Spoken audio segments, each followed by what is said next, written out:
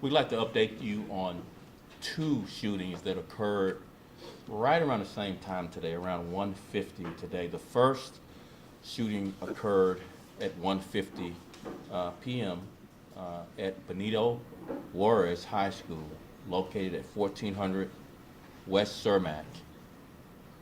As school was being dismissed in staggered phases, a shooting occurred, resulting in two deceased persons and two other people struck by gunfire, right now in serious condition being treated. We do not have suspects in custody. We are continuing our preliminary investigation, and we will be updating you all if new information becomes available. At this time, we don't have offenders identified, so obviously we are conducting pretty aggressive investigation. All of our resources are being dedicated to ensure that we bring these people to justice that caused this.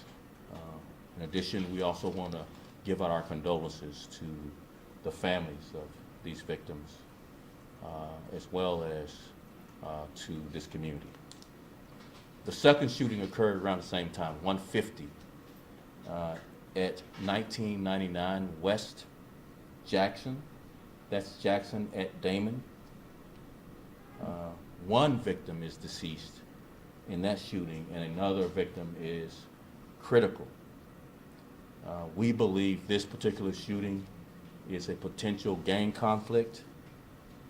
And again, our condolences go to the family as we proceed to gather evidence to bring offender or offenders to justice. We don't have anyone in custody. We don't have an offender identified in the second shooting as well. We don't have much additional information to share, but we'll take a few of your questions. Ages and genders of We don't have that information to share at this time. This is an active and ongoing investigation, and so as soon as we know ages and other information of the victims, we'll certainly share that with you. are they all Juarez students?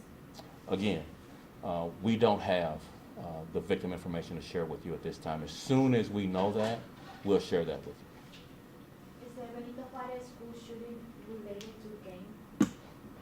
So again, we don't know that it's related to any of the students there at this time. As soon as we know, we will. So please don't characterize your reporting in that way. But as soon as we know, we'll share that with you. And nor do we know the identity of the offenders at this point. But again, this is a preliminary investigation. We're just getting started. We're reviewing video in the area. We're reviewing our cameras at our police district and in OMC, and hopefully we'll be able to get further along in the investigation sooner rather than later. Yes? You mentioned video. Do you all have video of the shooting, and also? So we have pod camera throughout the neighborhood. So we're reviewing all of that camera, as well as our teams, our area technology teams. They respond to shootings and look at any potential private video that might be pointed toward the area where the crime scene is. So it could be both City of Chicago video as well as any private video. Do you have any sense of if the shooter came from a car or was? We just don't speculate. It's too early to speculate. Okay. Yeah. Yes. Speaking of video, we're hearing from sources that the school has not turned over video. Is there any comment on that or the reasoning why that might be? So again, speculation. Okay. It's just not appropriate. But there is to- not, so- you all said pod and private video, there has not been video from the school, correct? So again, you talk about your sources. I don't know who those people are. We're just starting our investigation, and so I think it would be irresponsible to But to confirm, there's no, pod we're not and private. confirming your source Yeah. information. What we're saying is we're just starting this video gathering, and we're just starting the investigation. Any speculation would just be inappropriate. These are kids leaving school on Friday who just got shot, killed, and killed. I mean, We haven't confirmed any information about the victim. So it would just be conjecture on your part or your source's part that the victims are students. As soon as we know that, we will share that information with you. Students witnessed it and witnessed the aftermath, and they are traumatized. According to your sources, again, I just don't want to speculate early in an investigation on any sources that are saying something that's uncooperated. So we have to, as a police department, go with accurate information, and it's so early in the investigation. And again, we want to give due respect to the victim's family. So let's slow down and confirm the victim information, and then we'll share it with you. Can you speak to the trauma that students at that school experienced as they witnessed this horrific crime scene as they were headed home for the weekend? We can, as long as you don't jump to these victims or students before we can confirm that. Sure. Yes, so again, any crimes anywhere in the city is obviously a concern to us, but especially when they're near or around schools. Many of our officers are parents, or uncles, or aunts of young people. So we are always, as police officers, extremely concerned of any impact that violence might have on school-age students. Can you speak to any of the resources that might be available to members Yes, of the school I'll community? turn that over to the CPS reps here, of Jadine or Pedro. Yeah. Yeah, so again, everyone, please, all of us are trying to find answers. Of course, I'm very concerned because this happened on our grounds. And anything that's even close to our schools, we're always very concerned. We will fully cooperate with CPD. They're great partners for us. We're going to get the facts, but as the superintendent said, first, we want to first make sure that, we really have the victims in our prayers. And we're still getting a lot of details. In the meantime, our focus is going to be making sure that in any time a school is affected, in this example, Benito Juarez, but even as we get more information about the individuals affected, we always provide significant supports for the schools. And so we're already working with the staff now. We're working with the principal. We'll be providing supports, as needed this weekend, but also, definitely as we start our last week of school before the semester ends. And I'll ask Jadina to give you more specifics. Thank you. And thank you so much for that question.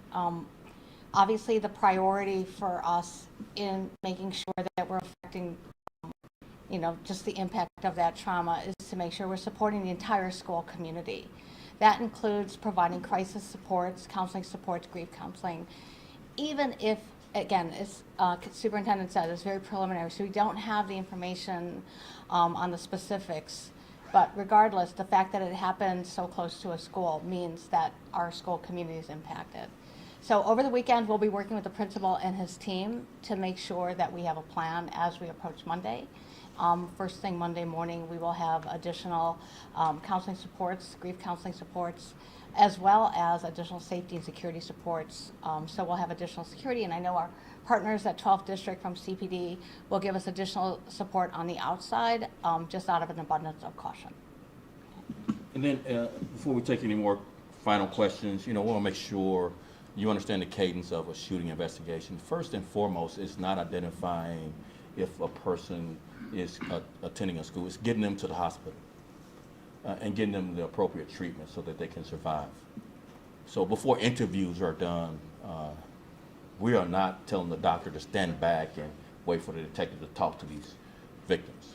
So, but as that process happens, them getting treatment and their loved ones get an opportunity to see them, talk to them, then our detectives are right there to get this information. So again, I just wanted to slow everyone down on our ability to talk to victims who have survived, to get information about whether they went to the school, whether they're active students, former students, or not students at all. Let's let them get treated by the doctors first and get through this. And then we'll obviously at the appropriate time share with you what we have learned from the victims, if you don't mind. That's not being stubborn about this, but we just really want to understand how important it is to make sure these victims survive before we start interviewing them about, were they active students, former students, et cetera, et cetera. Do you know what kind of weapon was used and how many rounds were fired? Yes, we don't know the details of that. Multiple rounds would be the best characterization at this point, since 4 people were hit. But as soon as we're able to go through the pod video or any private video and identify shooters, guns, we'll share that with you.